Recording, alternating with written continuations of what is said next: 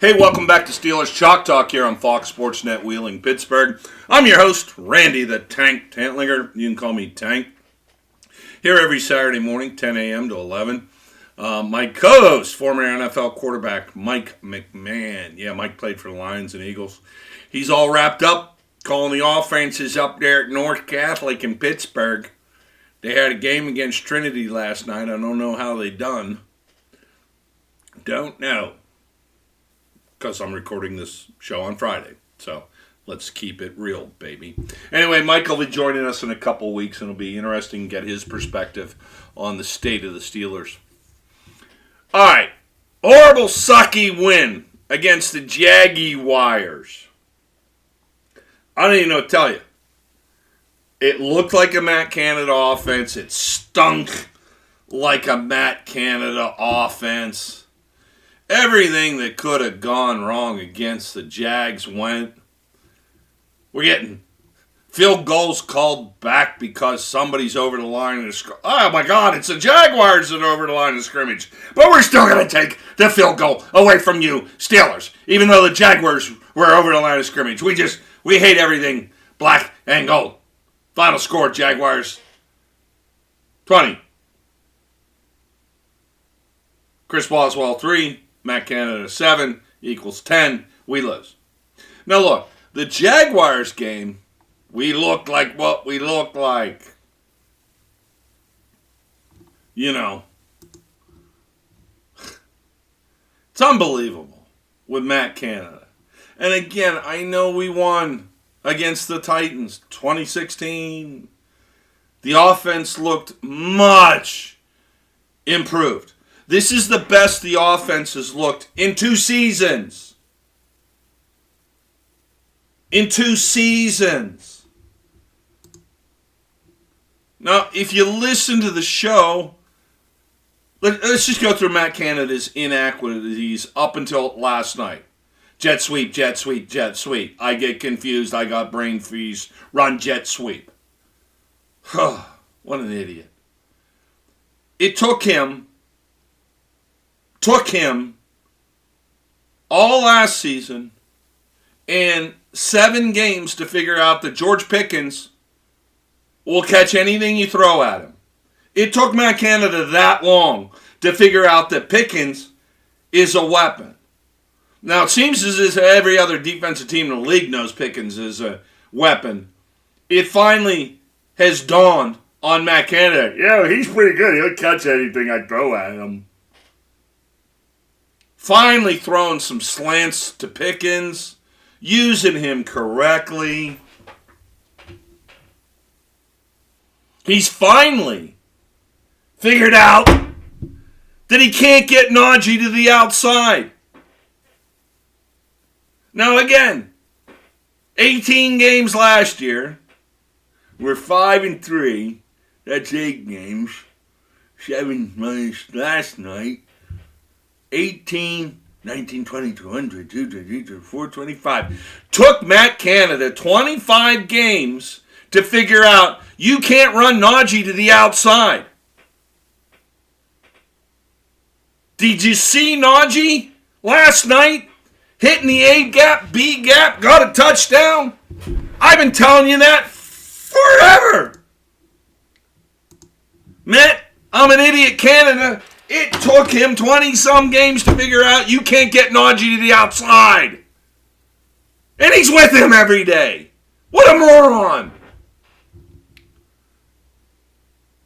Likewise, it's taken Matt Canada, who came out of his papal throne last night down to the sidelines, to figure out that Jaylen Warren is really good.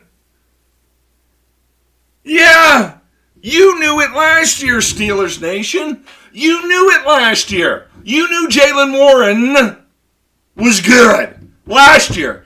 And because I heard all of you. I heard you. I read you. They need to play Jaylen Warren more. You know, he's pretty good. Even Grandma sitting there with the kitty on her lap, knitting, sipping tea, watching the Stil'rs game last season, Granny would say, I don't know much about football, but what I do know is that Jalen young man, he runs really well. And we'd all look at Grandma and say, he does, Grandma. Go back to your knitting. Okay.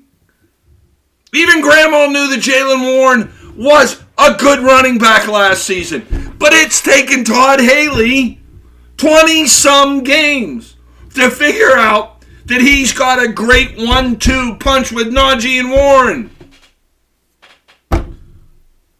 You're listening to Stil'rs Chalk Talk. I got to relax. I got to have a stroke here.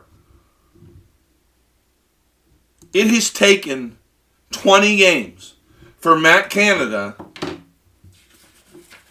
to figure out he's got assets. George Pickens, who will catch anything. You knew that last year. It's taken him 20-some games to figure out that Najee can't get outside, but man, he'll pound you up the middle like a jackhammer. It's taken the idiot Matt Canada 20-some games to figure out that Jalen Warren is a bona fide, he done bona fide NFL running back.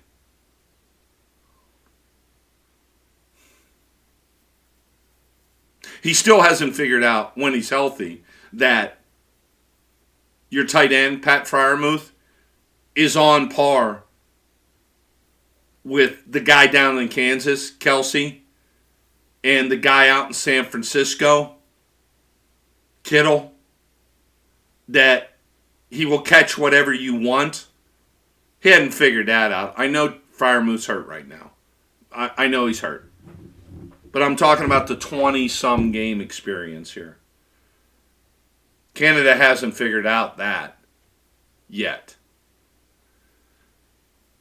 I'm glad for the win last night. I'm happy. I'm happy for 5-3. It is the ugliest, dirtiest 5-3 I've ever seen. But guess what? Defense. The old adage is, defense wins championships. Did I go that far?